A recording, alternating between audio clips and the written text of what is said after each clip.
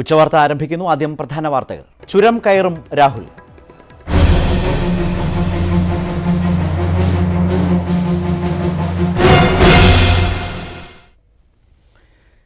രാഹുൽ ഗാന്ധിയെ കടന്നാക്രമിച്ച് പ്രധാനമന്ത്രി നരേന്ദ്രമോദി. ഹിന്ദി മേഖലകളിൽ മത്സരിക്കാൻ ധൈര്യമില്ലാത്ത കോൺഗ്രസ് നേതാക്കൾ പേടിച്ചോടുകയാണെന്ന് മോദി പറഞ്ഞു. മഹാരാഷ്ട്രയിൽ തെരഞ്ഞെടുപ്പ് റാലിയിലാണ് മോദിയുടെ പരാമർശം. ഹിന്ദു മതത്തിൽ തീവ്രവാദം ആരോപിക്കാൻ ശ്രമിച്ചവരാണ് കോൺഗ്രസുകാർ എന്നും മോദി കുറ്റപ്പെടുത്തി. വിവരങ്ങളുമായി എം ഉണ്ണികൃഷ്ണൻ ചേരുകയാണ് ഡൽഹിയിൽ നിന്നും.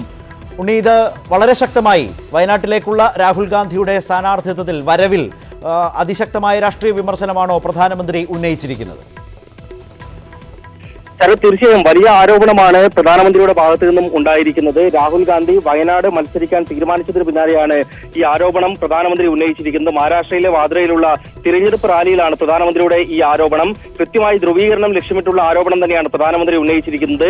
ഹിന്ദു മേഖലയിൽ മത്സരിക്കുന്നതിന് കോൺഗ്രസ് നേതാക്കൾക്ക് ഭയമാണ്. അതുകൊണ്ടാണ് ന്യൂനപക്ഷ മേഖലകളിലേക്ക് ഇവർ ചേക്കേറുന്നതെന്നാണ് മോഡിയുടെ വിമർശനം വന്നിരിക്കുന്നത്. രാഹുൽ ഗാന്ധി വയനാട് മത്സരിക്കാൻ തീരുമാനിച്ചതിന് പിന്നാലെയാണ് വയനാട് മുസ്ലിം സ്വാധീന മണ്ഡലമാണ്, ആ രീതിയിൽ ഭയന്നോടുകയാണെന്ന വിമർശനം ഉന്നയിച്ചിരിക്കുന്നത്. ഹിന്ദു മണ്ഡലമാണ്, ആ രീതിയിൽ ഭയന്നോടുകയാണെന്ന വിമർശനം ഉന്നയിച്ചിരിക്കുന്നത്. ഹിന്ദുമതത്തിൽ ഭീകരവാദം ആരോപിക്കുന്നവരാണ് കോൺഗ്രസുകാർ. ആ രീതിയിൽ പരമ്പരാഗതമായി ആരോപണം ഉന്നയിക്കുന്ന കോൺഗ്രസുകാരാണ് ഇപ്പോൾ ഇത്തരത്തിൽ തിരഞ്ഞെടുപ്പ് മുന്നിൽ കണ്ട് ഒളിച്ചോടുന്നതെന്ന ആരോപണമാണ് പ്രധാനമന്ത്രി ഉന്നയിക്കുന്നത്. സ്വാഭാവികമായും രാഹുൽ ഗാന്ധി വയനാട് മത്സരിക്കാൻ തീരുമാനിച്ചതിനെ വളരെ ശക്തമായി തന്നെ രാഷ്ട്രീയ ആയുധമാക്കി മാറ്റാൻ BJP തീരുമാനിച്ചിരിക്കുന്നു. സ്മൃതി ഇറാനി തുടക്കത്തിൽ ഉന്നയിച്ചിരുന്ന ആരോപണം ഭയന്നോടുന്നു രാഹുൽ എന്നുള്ളതാണ്. ബാഗ് രാഹുൽ ബാഗ് എന്ന ആരോപണം അവർ ഉന്നയിച്ചതാണ്. തൊട്ടു പിന്നാലെയാണ് ഇങ്ങനെ ഒരു വർഗീയ ആരോപണങ്ങൾ ഉന്നയിച്ചുകൊണ്ടുള്ള ആ ഒരു പരാമർശങ്ങളുമായുള്ള പ്രധാനമന്ത്രിയുടെ ആരോപണം വരുന്നത്. മറ്റു BJP നേതാക്കളും ഇതിനെ ഏറ്റെടുക്കുമെന്നും തിരഞ്ഞെടുപ്പ് പ്രചരണത്തിൽ ഉടനീളം ഉത്തരേന്ത്യയിലും ഒപ്പം ദക്ഷിണേന്ത്യയിലും ഒക്കെ തന്നെ BJP ഇതിനെ ആയുധമാക്കുമെന്നുമാണ് പ്രധാനമന്ത്രിയുടെ വാക്കുകൾ നൽകുന്ന സൂചന. ഉണ്ണികൃഷ്ണനാണ് വിവരങ്ങൾ ഇപ്പോൾ നൽകിയത്. ശക്തമായ വിമർശനമാണ് പ്രധാനമന്ത്രി ഉന്നയിച്ചിരിക്കുന്നത്. രാഹുൽ ഗാന്ധിക്കെതിരെ കോൺഗ്രസ് നേതാക്കൾ ഉത്തരേന്ത്യയിൽ മത്സരിക്കാൻ ഭയക്കുകയാണ് എന്നാണ് നരേന്ദ്രമോദിയുടെ വിമർശനം. വയനാട്ടിൽ മത്സരിക്കാൻ രാഹുൽ ഗാന്ധി എത്തുമെന്ന പ്രഖ്യാപനം വന്നിട്ടും സംസ്ഥാന കോൺഗ്രസിലെ പടലപ്പിണക്കത്തിന് അറുതിയായില്ല. KPCC പ്രസിഡന്റ് മുല്ലപ്പള്ളി രാമചന്ദ്രനാണ് പാർട്ടിക്കുള്ളിൽ പുതിയ പോർമുഖം തുറന്നത്. രാഹുൽ ഗാന്ധിയുടെ വരവ് സംബന്ധിച്ച് ഡൽഹി കേന്ദ്രീകരിച്ച് നടന്ന നാടകങ്ങളെക്കുറിച്ച് തുറന്നു പറഞ്ഞാൽ ചില മുതിർന്ന നേതാക്കൾക്ക് വേദനിക്കുമെന്ന് മുല്ലപ്പള്ളി തുറന്നടിച്ചു. പാർട്ടിക്കുള്ളിൽ മുറുമുറുപ്പുണ്ടായിട്ടുണ്ടെങ്കിലും മുല്ലപ്പള്ളിയുടെ പ്രഖ്യാപനത്തോട് പ്രതികരിക്കാൻ പ്രതിപക്ഷ നേതാവ് രമേശ് ചെന്നിത്തല തയ്യാറായില്ല.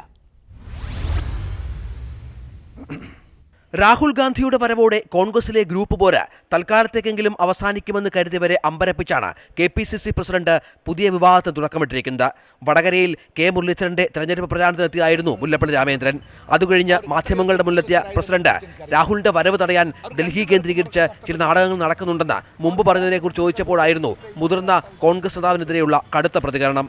ചിലപ്പോൾ അപ്രിയ സത്യങ്ങളായിരിക്കും, സത്യങ്ങൾ ചിലപ്പോൾ പറയാൻ നിർബന്ധിതമാകുന്ന ചില സന്ദർഭങ്ങളുണ്ടാവും. ആ സന്ദർഭത്തിൽ പറയാതിരിക്കാൻ നിർവാഹമില്ല. പേരെടുത്ത് പറഞ്ഞില്ലെങ്കിലും രാഹുൽ ഗാന്ധി കേരളത്തിൽ മത്സരിക്കാനുള്ള സാധ്യത തള്ളിക്കളഞ്ഞ PC ചാക്കോ അടക്കം ഡൽഹിയിൽ പ്രവർത്തിക്കുന്ന പല നേതാക്കളെയും സംശയത്തിന് നിഴലിൽ നിർത്തുന്നതാണ് മുല്ലപ്പള്ളിയുടെ വാക്കുകൾ.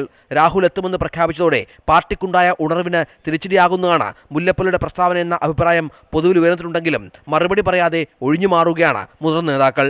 കേരളത്തിലെ പാർട്ടി ഒറ്റക്കെട്ടായാണ് രാഹുലിന് വേണ്ടി ആവശ്യമുന്നയിച്ചതെന്ന മറുപടിയാണ് രമേശ് ചെന്നിത്തലയും മറ്റു നേതാക്കളും നൽകുന്നത്.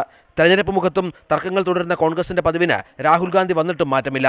KPCC പ്രസിഡന്റും ഇത്തവണ ഈ ഗ്രൂപ്പ് പോരിന്റെ ഭാഗമായി എന്നതാണ് പ്രസക്തം. Political bureau, News 18.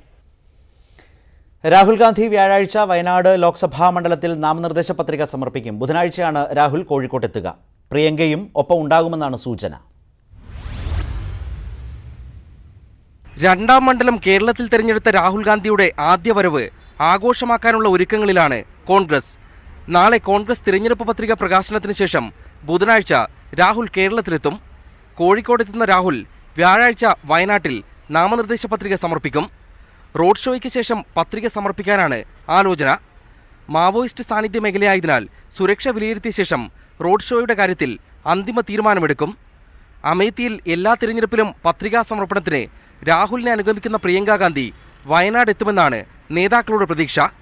കേരളത്തിൽ നിന്നുള്ള മുതിർന്ന കോൺഗ്രസ് നേതാക്കളും രാഹുൽ ബ്രിഗേഡിലുള്ളവരും പ്രചാരണ തന്ത്രങ്ങൾ മെനയാനുള്ള കൂടിയാലോചനകളിലാണ്. സംഘടനാകാര്യ ജനറൽ സെക്രട്ടറി KC വേണുഗോപാൽ, പ്രവർത്തക സമിതി അംഗം AK Antony, AICC general secretary Mukul Wasnik എന്നിവർ നാളെ വയനാട്ടിലേക്ക് തിരിക്കും. പ്രചാരണത്തിനായി രാഹുൽ ഗാന്ധി 1 2 തവണ വയനാടെത്തും. രാഹുലിന്റെ അഭാവത്തിൽ താരപ്രചാരകരായി സോണിയാഗാന്ധിയെയും പ്രിയങ്ക ഗാന്ധിയെയും ഇറക്കാനാണ് നീക്കം. യുവ നേതാക്കളുടെയും മുതിർന്ന നേതാക്കളുടെയും നീണ്ട നിര തന്നെയുണ്ടാകും വയനാടൻ ചുരം കയറാൻ. ഡൽഹിയിൽ നിന്ന് ക്യാമറാമാൻ ബിനു ബേസിലിനൊപ്പം എം ഉണ്ണികൃഷ്ണൻ, ന്യൂസ് 18. രാഹുൽ ഗാന്ധിക്ക് വേണ്ടി പ്രചരണ തന്ത്രങ്ങൾ പുതുക്കിപ്പണിത് വയനാട്ടിലെ UDF നേതൃത്വം. വയനാടിന്റെ പിന്നോക്കാവസ്ഥയ്ക്ക് രാഹുലിന്റെ വരവ് പരിഹാരമാകും എന്നത് മുഖ്യ പ്രചാരണ വിഷയമാക്കാനാണ് നീക്കം. ഭൂരിപക്ഷം 3 ലക്ഷം കടത്തണം. വയനാട്ടിൽ UDF മുന്നോട്ട് വയ്ക്കുന്ന ലക്ഷ്യം ഇതാണ്. താരപരിവേഷമുള്ള സ്ഥാനാർത്ഥിയാണെങ്കിലും മണ്ഡലത്തിൽ നിലയുറപ്പിച്ച് രാഹുലിന് പ്രചരണം നടത്താനാവില്ല. ഈ സാഹചര്യത്തിലാണ് UDF പ്രചാരണ തന്ത്രങ്ങൾ പുതുക്കിപ്പണയുന്നത്. സാഹചര്യം ചർച്ച ചെയ്യാൻ KC വേണുഗോപാൽ, മുകുൾ വാസ്നിക്, രമേശ് ചെന്നിത്തല, മുല്ലപ്പള്ളി രാമചന്ദ്രൻ എന്നിവർ ഉൾപ്പെടെയുള്ള നേതാക്കൾ പങ്കെടുക്കുന്ന യോഗം നാളെ വയനാട്ടിൽ നടക്കും. രാഹുൽ ഗാന്ധിയുടെ വരവോടെ വയനാടിന്റെ വികസനവും പ്രധാന ചർച്ചയാക്കാൻ ഒരുങ്ങുകയാണ് UDF. നമുക്ക് വയനാടിന്റെ പൊതുവികസനം ഞങ്ങൾ ആഗ്രഹിക്കുന്നു. ഞാൻ ചോദിച്ചു, രാഹുൽജി AICCയും വയനാട് സെലക്ട് ചെയ്യാനുള്ള കാര്യത്തെക്കുറിച്ച് നിങ്ങളൊന്ന് വിലയിരുത്തേണ്ടതുണ്ട്. ഇവിടെ റെയിൽവേ ഇല്ല, ഇവിടെ എയർപോർട്ടില്ല, ഇവിടെ നല്ലൊരു മെഡിക്കൽ കോളേജോ സ്പെഷ്യാലിറ്റി ഹോസ്പിറ്റലില്ല, കർഷകരുടെ പ്രതിസന്ധിയുള്ള സ്ഥലം. ഇതൊക്കെ തിരഞ്ഞെടുക്കുമ്പോൾ ഞങ്ങൾക്ക് ഇതിനകത്തൊരു ലക്ഷ്യമുണ്ട്. മണ്ഡലം കൺവെൻഷന് ശേഷമുള്ള ബൂത്ത് യോഗങ്ങൾ വയനാട്ടിൽ പുരോഗമിക്കുകയാണ്. രാഹുൽ ഗാന്ധിയെ പങ്കെടുപ്പിച്ച് റോഡ് ഷോകളും നടത്തും. രാഹുലിന്റെ SPG സംഘം വയനാട്ടിലെത്തിക്കഴിഞ്ഞു. രാഹുൽ എത്തുമെന്ന പ്രഖ്യാപനം വന്നതോടെ പ്രത്യേക നിർദ്ദേശമൊന്നുമില്ലാതെ വയനാട്ടിലെ ബൂത്ത് കമ്മിറ്റികൾ ഉണർന്നു കഴിഞ്ഞു. മുതിർന്ന നേതാക്കളെത്തി പ്രചരണത്തിന്റെ ചുക്കാൻ പിടിക്കുന്നതോടെ ഈ ഊർജം രാഹുൽ തരംഗമാക്കി മാറ്റാൻ കഴിയുമെന്നാണ് UDF കണക്കുകൂട്ടൽ. വയനാട്ടിൽ നിന്നും രതീഷിനും അരവിന്ദിനുമൊപ്പം മുഹമ്മദ് ഷഹീദ്, ന്യൂസ് 18. വയനാട്ടിൽ രാഹുൽ ഗാന്ധിയുടെ സ്ഥാനാർത്ഥിത്വം ഉറപ്പിച്ചതോടെ തന്ത്രങ്ങളിൽ മാറ്റം വരുത്തി ഇടതുമുന്നണി. CPI മത്സരിക്കുന്ന വയനാട്ടിലെ പ്രചാരണ ചുമതല CPM ഏറ്റെടുക്കും. കേന്ദ്ര സർക്കാരിനും BJPക്കും ഒപ്പം കോൺഗ്രസിനെയും കടന്നാക്രമിക്കാനാണ് തീരുമാനം. രാഹുൽ ഗാന്ധിയെ പപ്പു എന്ന് പരിഹസിച്ച് CPM മുഖപത്രവും രംഗത്തെത്തി. BJPയെയും മോദി ഭരണത്തെയും കടന്നാക്രമിക്കുക. സംസ്ഥാനത്തെ കോൺഗ്രസ് നേതൃത്വത്തെ വിമർശിക്കുമ്പോഴും ദേശീയ നേതൃത്വത്തോട് മൃദു സമീപനം. ഇതായിരുന്നു വയനാട്ടിൽ രാഹുൽ ഗാന്ധിയുടെ സ്ഥാനാർത്ഥിത്വം ഉറപ്പാകുന്നതുവരെ ഇടതുമുന്നണിയുടെ പ്രചരണ തന്ത്രം. രാഹുൽ വരുന്നതോടെ BJPക്കൊപ്പം കോൺഗ്രസിനെയും കടന്നാക്രമിക്കാനാണ് തീരുമാനം. ഇന്നിപ്പോൾ കോൺഗ്രസ് വലിയ തകർച്ചയെ നേരിടുകയാണ്. അക്കാര്യത്തിലൊന്നും യാതൊരു സംശയവുമില്ല. മതനിരപേക്ഷ തെരഞ്ഞെടുപ്പിന് ശേഷം ഉണ്ടാവുന്ന മതനിരപേക്ഷ കൂട്ടായ്മയിൽ ഒരു വെറും ജൂനിയർ പങ്കാളി മാത്രമായിരിക്കാം കോൺഗ്രസ്. രാഹുൽ ഗാന്ധി എവിടെ മത്സരിക്കുന്നു എന്നതല്ല, ആർക്കെതിരെ മത്സരിക്കുന്നു എന്നതാണ് പ്രധാനമെന്ന് പാർട്ടി ജനറൽ സെക്രട്ടറിയും വിമർശിച്ചു. വയനാടടക്കം 20 മണ്ഡലങ്ങളിലും ഇടതുപക്ഷം വിജയിക്കുമെന്നാണ് യെച്ചൂരിയുടെ പ്രതികരണം. And that is why the answer must be given to them. Congress തകർച്ച പൂർണ്ണമാക്കാൻ പപ്പു സ്ട്രൈക്ക് എന്ന തലക്കെട്ടിലാണ് പാർട്ടി പത്രത്തിന്റെ വിമർശനം. BJPയെ അവരുടെ തട്ടകത്തിൽ നേരിടാനുള്ള വീറും വാശിയും കാട്ടാതെ ഒളിച്ചോടുന്ന രാഹുലിന്റെ രാഷ്ട്രീയ തന്ത്രം പരാജയപ്പെട്ട രാഷ്ട്രീയക്കാരനാണെന്നും മുഖപ്രസംഗം കുറ്റപ്പെടുത്തുന്നു. CPM മത്സരിക്കുന്ന മണ്ഡലത്തിൽ കൊടുക്കുന്ന അതേ പ്രാധാന്യം വയനാടിന് നൽകാനാണ് പാർട്ടി തീരുമാനം. പ്രചരണത്തിന് ചുക്കാൻ CPM ഏറ്റെടുക്കുകയും ചെയ്യും. ന്യൂസ് 18 തിരുവനന്തപുരം. വയനാട്ടിൽ NDA സ്ഥാനാർത്ഥിയെ ഇന്ന് പ്രഖ്യാപിക്കും. തുഷാർ വെള്ളാപ്പള്ളി തൃശൂരിൽ നിന്ന് വയനാട്ടിലേക്ക് മാറും എന്നാണ് ഇപ്പോഴത്തെ സൂചനകൾ. സ്ഥാനാർത്ഥി പ്രഖ്യാപനം വൈകില്ലെന്ന് BJP അധ്യക്ഷൻ PS ശ്രീധരൻപിള്ള പറഞ്ഞു. വയനാട്ടിൽ നിന്നും മുഹമ്മദ് ഷഹീദ് ചേരുകയാണ്. ഷഹീദ്, എന്താണ് NDA ക്യാമ്പിൽ തുഷാർ വെള്ളാപ്പള്ളി തൃശൂർ വിട്ട് വയനാട്ടിലേക്ക്, അതിനാണോ വലിയ സാധ്യത?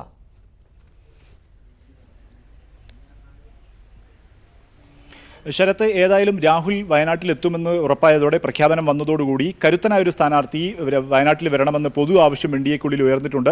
ഒപ്പം തന്നെ BJP ജില്ലാ ഘടകം BJP ഈ സീറ്റ് എടുക്കണം എന്ന ഒരു ആവശ്യം കൂടി ഇപ്പോൾ മുന്നോട്ട് വെച്ചിട്ടുണ്ട്. സംസ്ഥാനത്ത് BJPയിലും ഈ പൊതു വികാരം അത്തരത്തിൽ ഉയർന്നിട്ടുണ്ട്. കാരണം ദേശീയ തലത്തിൽ BJPക്കെതിരെ കരുത്തനായ ഒരു കരുത്തുറ്റ പോരാട്ടം നടത്തുന്ന രാഹുൽ ഗാന്ധി കേരളത്തിലെത്തി മത്സരിക്കുമ്പോൾ സമാനമായ ഒരു ദേശീയ നിലവാരത്തിലുള്ളൊരു നേതാവ് തന്നെ ഇവിടെ വരണമെന്നൊരു ആവശ്യം BJPയുടെ ഭാഗത്തു നിന്ന് ഉയർന്നിട്ടുണ്ട്. പക്ഷേ തുഷാർ വെള്ളാപ്പള്ളി വയനാട്ടിൽ മത്സരിക്കുമെന്ന് BDSന്റെ കയ്യിലുള്ള സീറ്റാണ്. തുഷാർ വെള്ളാപ്പള്ളി തൃശ്ശൂരിൽ നിന്ന് വയനാട്ടിലേക്ക് എത്തുമെന്നുള്ള ഒരു തീരുമാനമാണ് ഇപ്പോഴുള്ളത്. BDJSൽ നിന്നും സീറ്റ് BJPക്ക് കൈവശപ്പെടുത്തേണ്ടതുണ്ട്. അത്തരത്തിലൊരു ചർച്ചയാണ് ഇപ്പോൾ നടക്കുന്നത്. BJP ദേശീയ നേതൃത്വം BDJS നേതാക്കന്മാരുമായി ചർച്ച നടന്നുകൊണ്ടിരിക്കുകയാണ്. ഇതാണ് സ്ഥാനാർത്ഥി പ്രഖ്യാപനം വൈകുന്നതിലുള്ള ഒരു സൂചനയായി, അല്ലെങ്കിൽ വൈകുന്നതായുള്ള ഒരു കാരണമായി നമുക്ക് ലഭിക്കുന്ന വിവരം. ഏതായാലും ഇന്ന് വൈകിട്ടത്തോടുകൂടി ഇക്കാര്യത്തിൽ BDJSൽ നിന്ന് BJP സീറ്റ് കൈവശപ്പെടുത്തി അല്ലെങ്കിൽ ബി ജെ പിയുടെ കയ്യിലേക്ക് മാറി മുതിർന്ന നേതാക്കന്മാരാരെങ്കിലും സംസ്ഥാനത്തിന് അകത്തോ പുറത്തോ ഉള്ള മുതിർന്ന നേതാക്കന്മാരാരെങ്കിലും ഇവിടെ മത്സരിക്കുമോ എന്നുള്ള കാര്യത്തിൽ ഇന്ന് തീരുമാനം അറിയാൻ കഴിയും. ഏതായാലും BDJSന്റെ കയ്യിലാണ്, BDJS തന്നെയാണ് മത്സരിക്കുന്നതെങ്കിൽ തുഷാർ വെള്ളാപ്പള്ളി ആയിരിക്കും വയനാട്ടിൽ മത്സരിക്കുക. പകരം തൃശ്ശൂരിൽ BJPക്ക് BDJSന്റെ കയ്യിലുള്ള സീറ്റ് BJPക്ക് നൽകുകയും ചെയ്യും. ഇതാണ് ഇപ്പോഴുള്ള ധാരണ. ശരി ഷഹീദ്.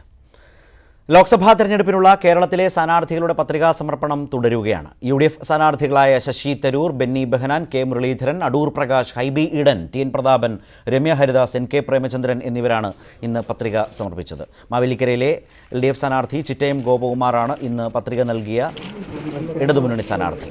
കൊല്ലം മണ്ഡലത്തിലെ NDA സ്ഥാനാർത്ഥി KV സാബുവും പത്രിക സമർപ്പിച്ചു.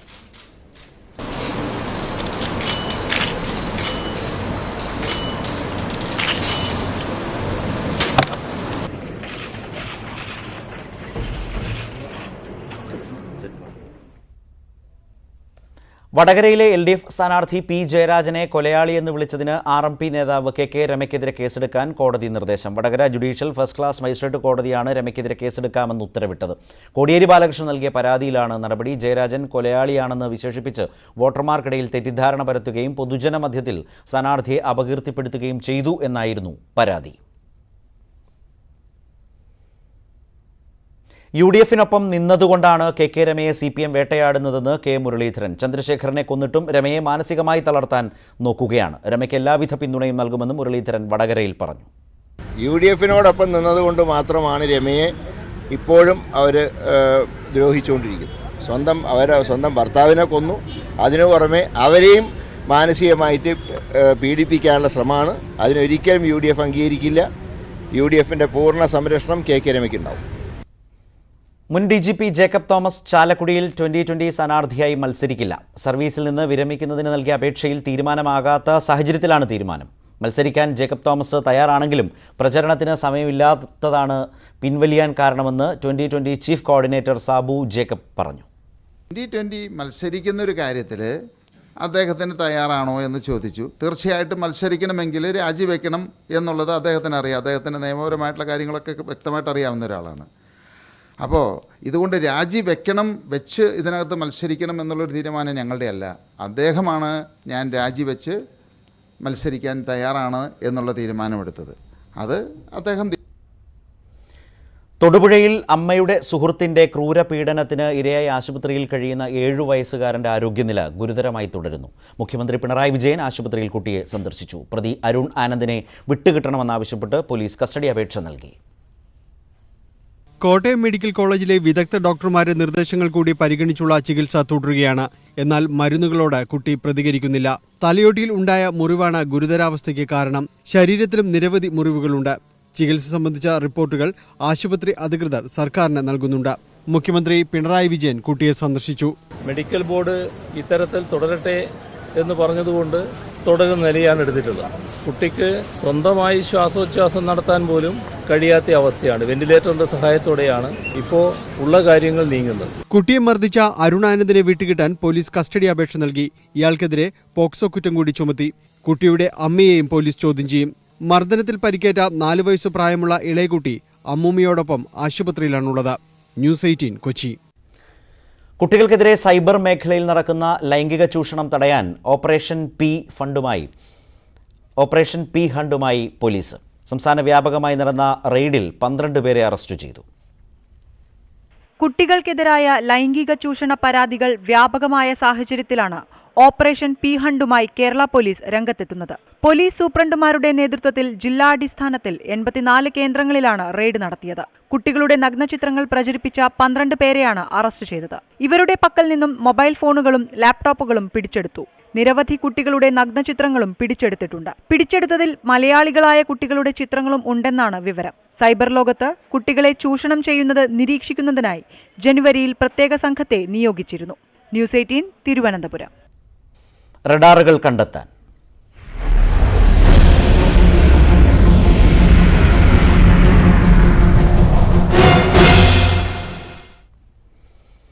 ചരിത്രമെഴുതി ISRO. ഇന്ത്യയുടെ MESAT പ്രതിരോധ ഉപഗ്രഹ വിക്ഷേപണം പൂർണ്ണ വിജയം.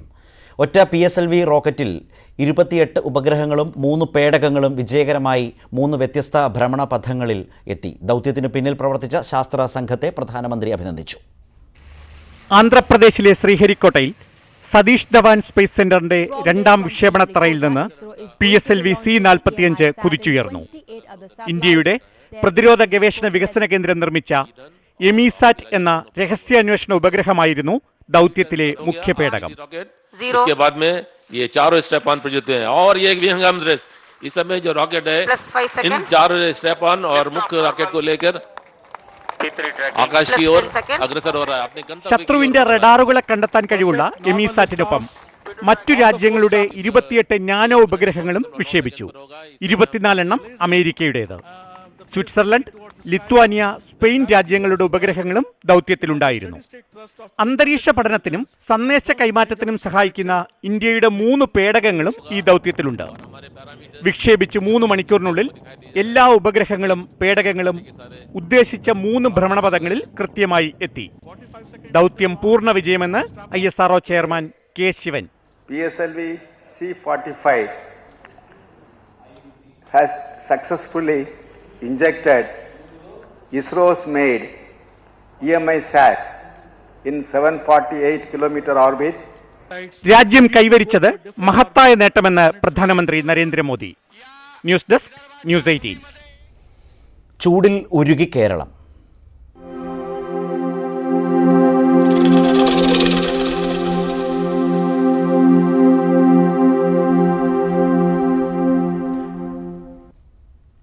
പത്തു ദിവസം പിന്നിട്ട് സംസ്ഥാനത്ത് സൂര്യാതപ മുന്നറിയിപ്പ് തുടരുകയാണ്. ഇന്നും നാളെയും വയനാട് ഒഴികെയുള്ള ജില്ലകളിൽ താപനില ശരാശരിയിൽ നിന്നും 2 മുതൽ 3 ഡിഗ്രി വരെ ഉയരും. സംസ്ഥാന സർക്കാർ മുന്നറിയിപ്പ് അവഗണിച്ച് കേന്ദ്രീയ വിദ്യാലയങ്ങളിൽ ക്ലാസുകൾ ആരംഭിച്ചെങ്കിലും രക്ഷിതാക്കളുടെ പരാതിയെ തുടർന്ന് അടച്ചു.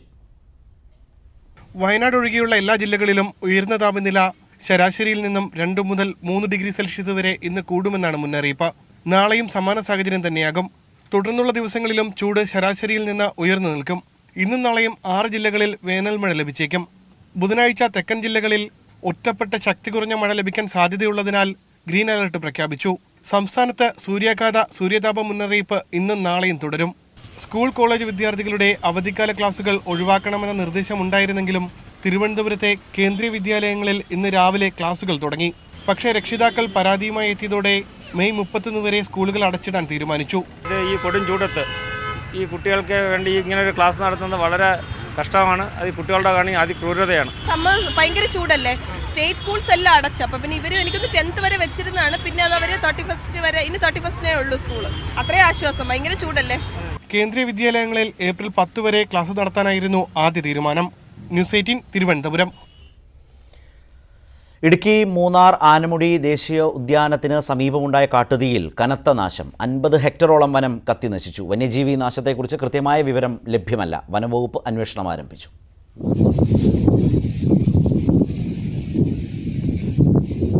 ദേശീയോദ്യാനത്തിന്റെ ഭാഗമായ മനവൻചോലയ്ക്ക് സമീപമാണ് വ്യാപകമായി കാട്ടുതീ പടർന്നത്. വെള്ളിയാഴ്ച രാവിലെ വട്ടവട പഴന്തോട്ടത്തിലെ ഒരു പുരയിടത്തിലാണ് ആദ്യം തീ പിടിച്ചത്. നിമിഷങ്ങൾക്കകം പ്രദേശമാകെ പടർന്ന് വൻ കാട്ടുതീയായി മാറുകയായിരുന്നു. തീയിൽ വനംവകുപ്പിന്റെ 6 ഹെക്ടർ ഭൂമിയിലെ യൂക്കാലി മരങ്ങൾ പൂർണ്ണമായും കത്തിനശിച്ചു.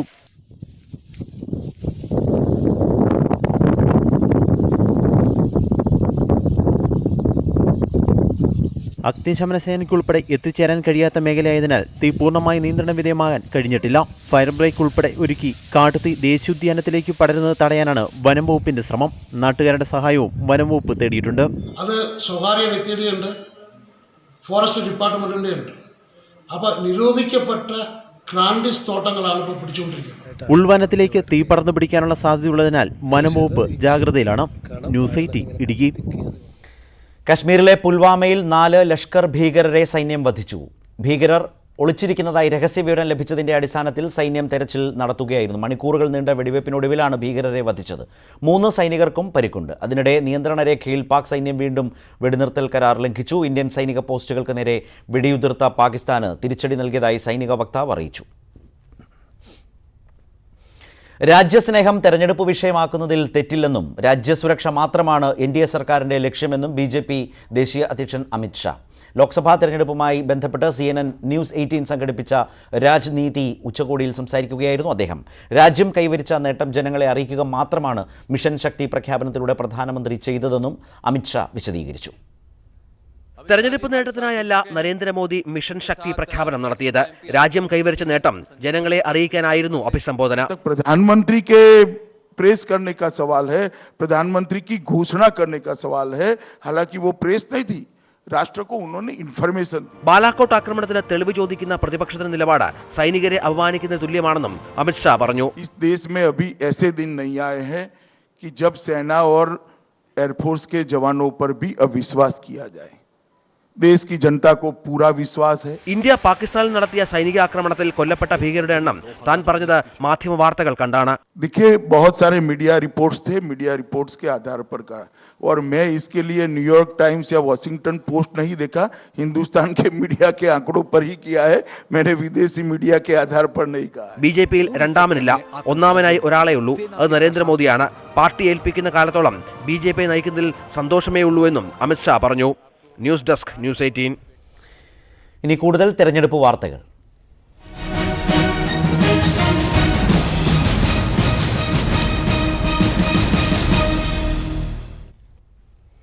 ഡൽഹിയിൽ ആം ആദ്മി പാർട്ടി കോൺഗ്രസ് സഖ്യമില്ല. സഖ്യത്തിന് രാഹുൽ ഗാന്ധി വിസമ്മതിച്ചെന്ന് അരവിന്ദ് കെജ്രിവാൾ പറഞ്ഞു. ഡൽഹിയിലെ സ്ഥാനാർത്ഥി പട്ടിക തയ്യാറാക്കാൻ കോൺഗ്രസ് സ്വന്തം നിലയ്ക്ക് ശ്രമം ആരംഭിച്ചതായാണ് സൂചന.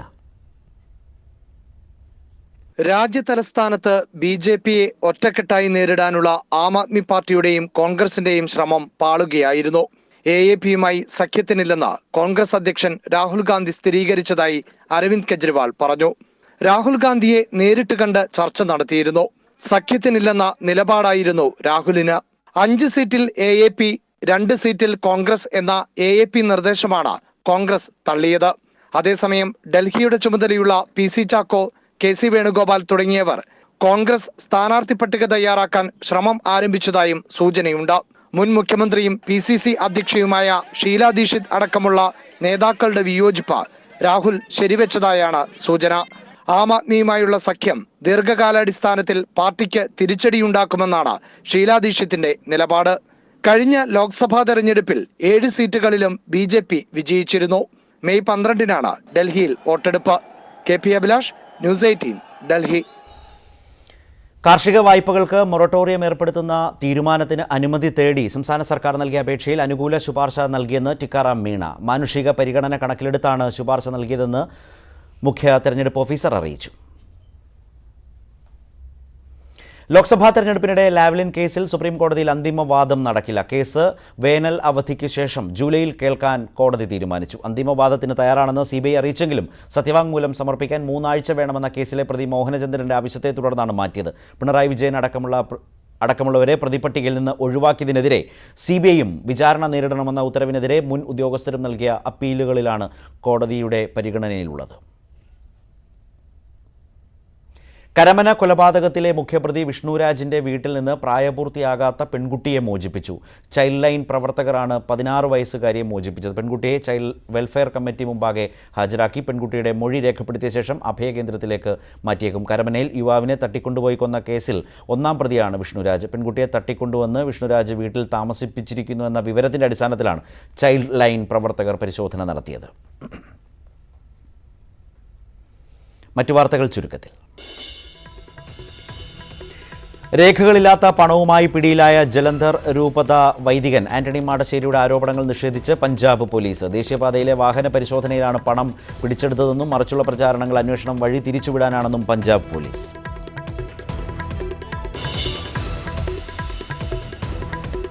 സൈന്യത്തെ നരേന്ദ്രമോദിയുടെ സേനയെന്ന് വിശേഷിപ്പിച്ച ഉത്തർപ്രദേശ് മുഖ്യമന്ത്രി യോഗി ആദിത്യനാഥിന്റെ പരാമർശം വിവാദത്തിൽ. പരാമർശം പിൻവലിച്ച് യോഗി മാപ്പു പറയണമെന്ന് കോൺഗ്രസ് ആവശ്യപ്പെട്ടു.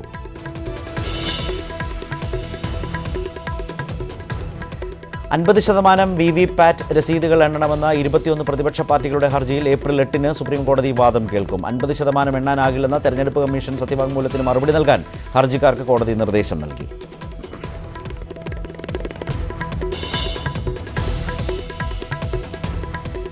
ഉക്രൈൻ പ്രസിഡന്റ് തെരഞ്ഞെടുപ്പിൽ നടൻ വ്ളാഡിമിർ സെലൻസ്കി വിജയിക്കുമെന്ന് എക്സിറ്റ് പോൾ ഫലങ്ങൾ. രാഷ്ട്രീയത്തിൽ യാതൊരു മുൻപരിചയവുമില്ലാത്ത സെലൻസ്കിക്ക് 30% വോട്ട് ലഭിക്കുമെന്നാണ് പ്രവചനം.